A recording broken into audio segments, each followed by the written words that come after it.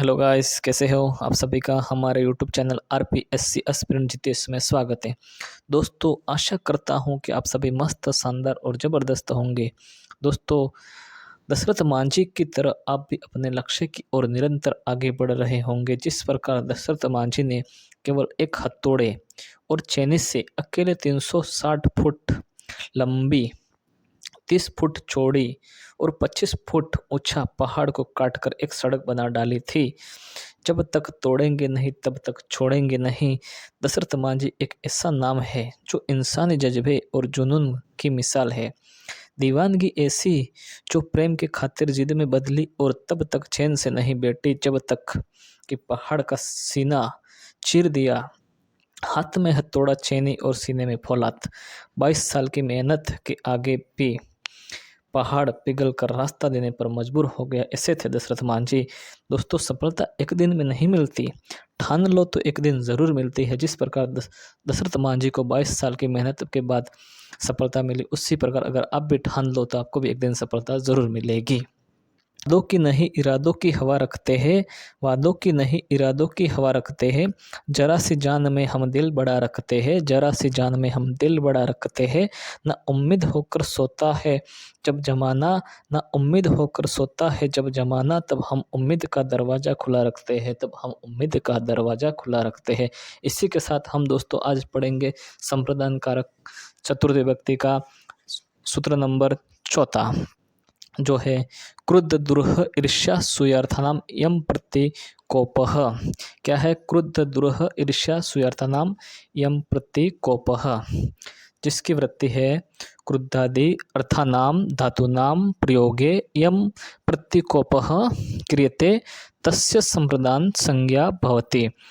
अर्थात क्रुद्ध, क्रुद्ध का मतलब क्रोध, द्रोह, द्रोह का मतलब द्रोह, ईर्ष्या, ईर्ष्या का मतलब ईर्ष्या करना, अक्षमा या अक्षमा।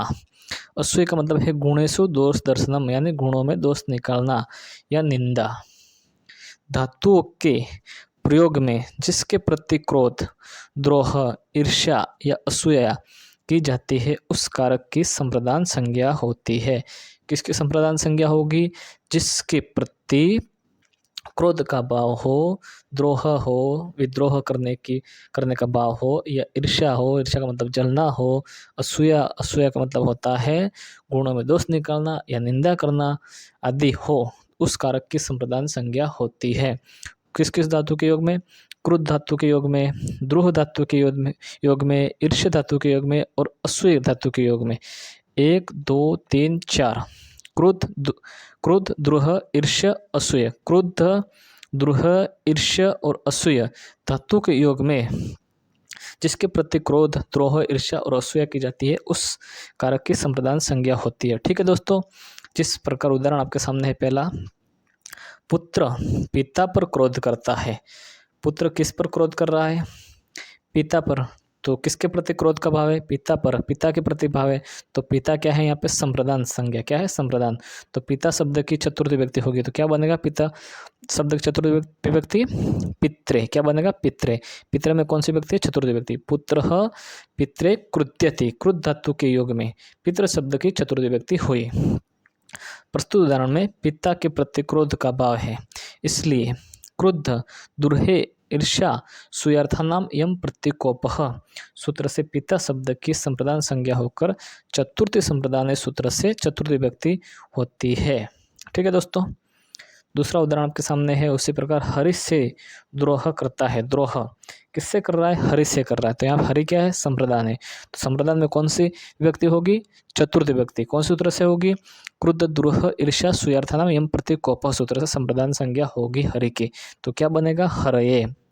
हरये दुर्हेति, द्रोह धातु के योग में हरि शब्द में चतुर्थी व्यक्ति हुई।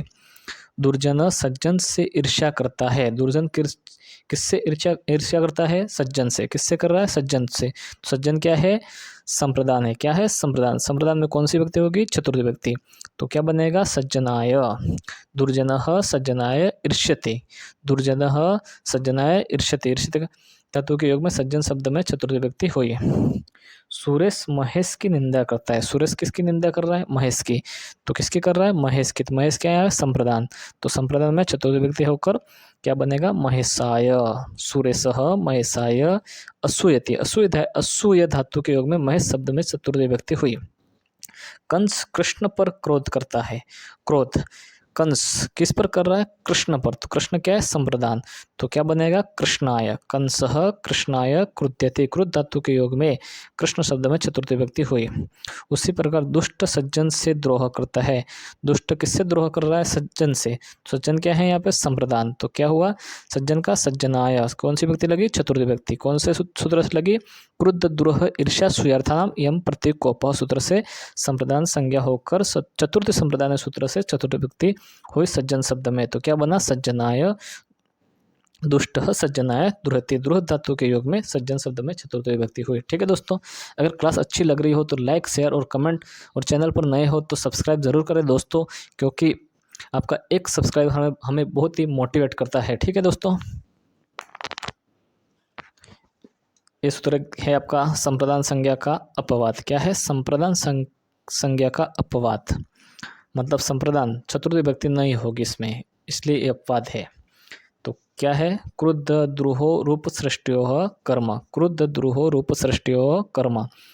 स्व उपसर्गयो अनयो योगे यम प्रतीकोपः तत्कारकम कर्म संज्ञम स्यात्। यानी क्रुद्ध तथा द्रुह धातु से पूर्व उपसर्ग हो। क्या हो? क्रुद्ध तथा द्रुह धातु से पूर्व यानी पहले उपसर्ग हो, तो जिसके प्रति क्रोध आदि क्रोध या द्रोह यानी विद्रोह करने का भाव हो, उसकी कर्म संज्ञा होगी। यहाँ पे कर्म संज्ञा होगी, संप्रदान संज्ञा नहीं होगी। क्यों नहीं होगी? क्योंकि क्रुद्ध धातु तथा द्रुह धातु से पहले उपसर्ग हो। अगर क्रुद्ध और द्रुह धातु से पहले उपसर्ग हो तो कर्म संज्ञा होगी, और उपसर्ग नहीं हो तो संप्रदान संज्ञा होगी। अगर उपसर्ग हो तो कर्म संज्ञा होगी। जैसे कंस कृष्ण पर क्रोध करता है। कंसः अभिक्रुध्यति कृष्णम। यहाँ पे कृष्ण क्या है? कर्म है। क्या है? कर्म। क्योंकि जिसके प्रति, किसके प्रति क्रोध किया जा रहा है? कृष्ण के प्रति। तो कृष्ण क्या हो गया? कर्म संज्ञा। तो कर्म संज्ञा में द्वितीय विभक्ति होती है। ठीक है, तो क्यों हुई कर्म संज्ञा पर? क्योंकि यहाँ क्रुद्ध धातु से पूर्व क्या है? अभी उपसर्ग है। अभी उपसर्ग होने की वजह से कृष्ण शब्द में द्वितीय विभक्ति हुई। ठीक है, अभी धन क्रुद्ध, अभी उपसर्ग के बाद क्रुद्ध धातु आया है। ठीक है, दूसरा है कंस कृष्ण से विद्रोह करता है। कंस किससे विद्रोह कर रहा है? कृष्ण से। तो कंसः कृष्णम अभिद्रुहति, अभी उपसर्ग के बाद द्रोह धातु है, तो कृष्ण शब्द में द्वितीय विभक्ति होकर कर्म संज्ञा हुई। ठीक है, अभिधन द्रोह, अभी उपसर्ग के बाद द्रोह धातु है तो अभिद्रुहति। तो कृष्ण शब्द में कौन सी विभक्ति हुई? द्वितीय विभक्ति। क्यों हुई? क्योंकि अभी उपसर्ग के बाद द्रुह धातु है। यहाँ पे अभी उपसर्ग के बाद क्रुद्ध धातु है, इसलिए यहाँ पे द्वितीय विभक्ति हुई। अगर अभी उपसर्ग नहीं होता तो संप्रदान संज्ञा होकर चतुर्थ विभक्ति होती। ठीक है, प्रस्तुत दोनों उदाहरण में क्रुद्ध तथा द्रुह धातु से पूर्व उपसर्ग है। क्या है? पहले क्रुद्ध तथा द्रुह धातु से पूर्व उपसर्ग है, इसलिए क्रुद्ध द्रुह रूप सृष्टि कर्म सूत्र से कृष्ण शब्द में कर्म संज्ञा होकर द्वितीय विभक्ति हुई। ठीक है, आया समझ में? अगर क्लास अच्छी लगी हो तो कमेंट ज़रूर करें। सूत्र संख्या 5वां, नमः स्वस्ति स्वाहा स्वादा अलम वसड योगाच्छ। नमः स्वस्ति स्वाहा स्वादा अलम वसड योगाच्छ। नमः स्वस्ति स्वाहा स्वादा अलम वसट इति शब्दानां योगे चतुर्थी विभक्ति ही भवति। यानी नमः, स्वस्ति, स्वाहा, स्वाधा, अलम और वसट, इन शब्दों के योग में चतुर्थी विभक्ति होती है। कौन कौन से शब्दों के योग में चतुर्थी विभक्ति होती है? नमः, स्वस्ति, स्वाहा, स्वाधा, अलम और वसट, इन 6 शब्दों के योग में ये क्या है? अव्यय है। तो इन 6 अव्यय के योग में कौन सी विभक्ति होगी? चतुर्थी विभक्ति होगी। नमः, नमः का मतलब होता है प्रणाम या नमस्कार। स्वस्ति का मतलब होता है कल्याण। स्वाहा का मतलब होता है देवताओं को समर्पित आहुति। क्या होता है? स्वाहा का मतलब देवताओं को समर्पित आहुति। स्वधा का मतलब होता है पितरों को समर्पित हवि।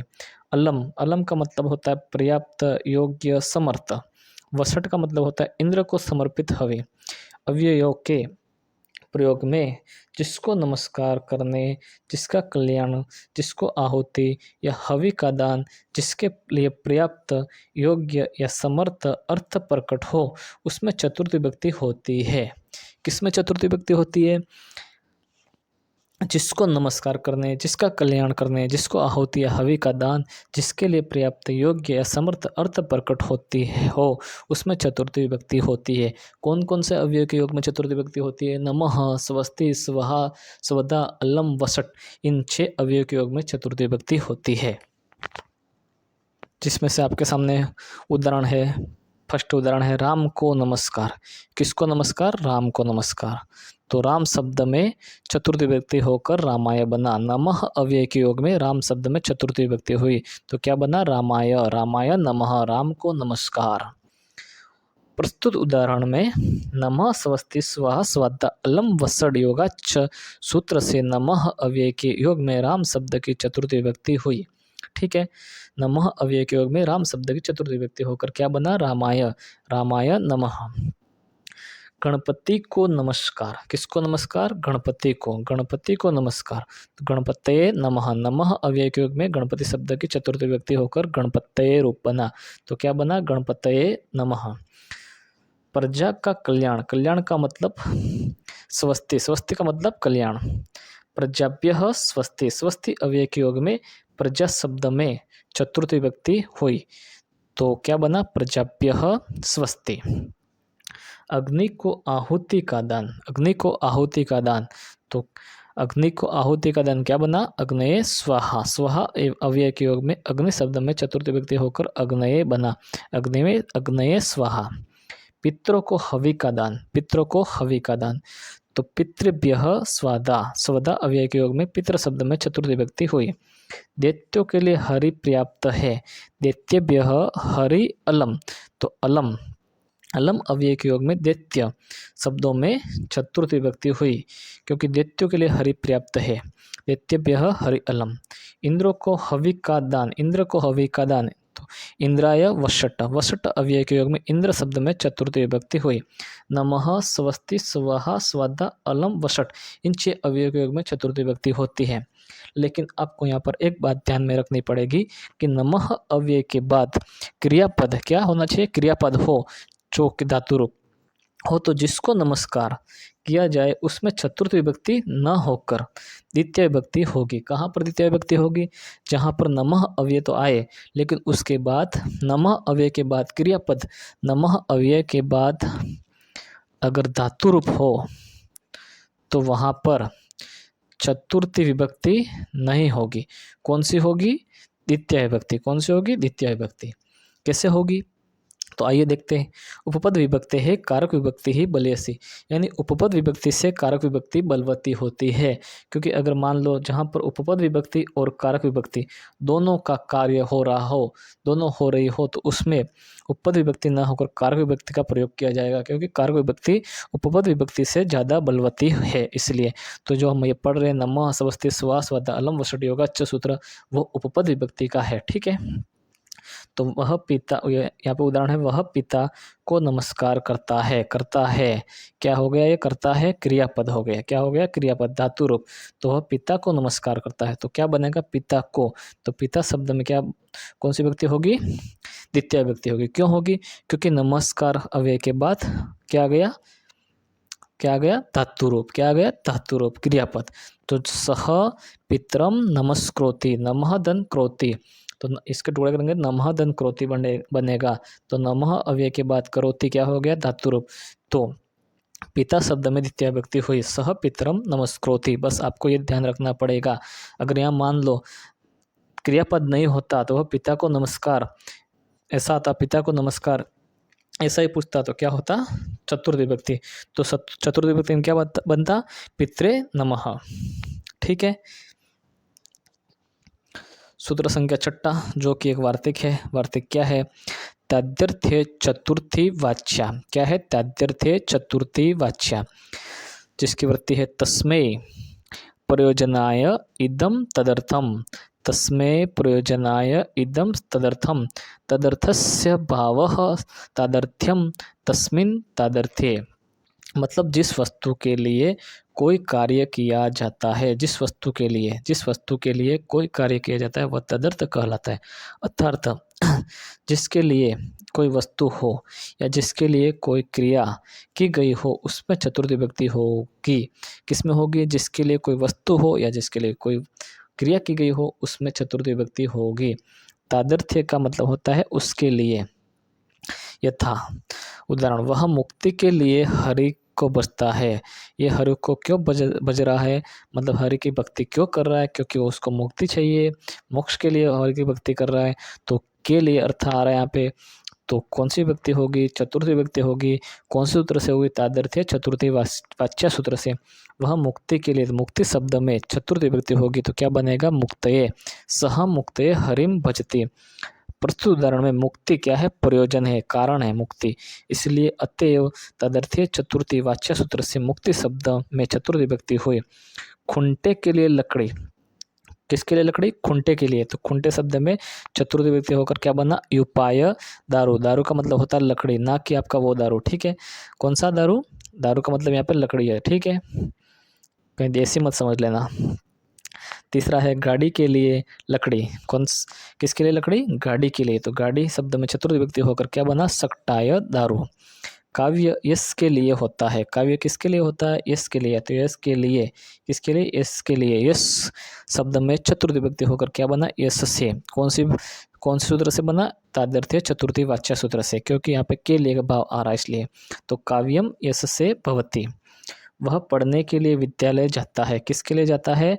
पढ़ने के लिए। तो पठन शब्द में चतुर्थी विभक्ति होकर क्या बना? पठनाय। सह पठनाय विद्यालयम गच्छति, ठीक है। सातवां वार्तिक है आपके सामने, क्या है? हित योगेच्छ। हित योगेच्छ मतलब हित शब्द के योग में, हित शब्द के योग में चतुर्थी विभक्ति होती है। बिल्कुल आसान है। हित शब्द के बाद अगर हित शब्द हो उसमें चतुर्थी विभक्ति होती है। हित शब्द के योग में चतुर्थी विभक्ति होती है। जैसे ब्राह्मण के लिए हितकर है, हित आ गया शब्द यहाँ पे। ब्राह्मण के लिए हितकर है, तो हित शब्द के योग में ब्राह्मण शब्द में चतुर्थी विभक्ति होगी तो क्या बनेगा रूप? ब्राह्मणाय। क्या बनेगा? ब्राह्मणाय हितम। तो ब्राह्मण शब्द में चतुर्थी विभक्ति हुई हित शब्द के योग में।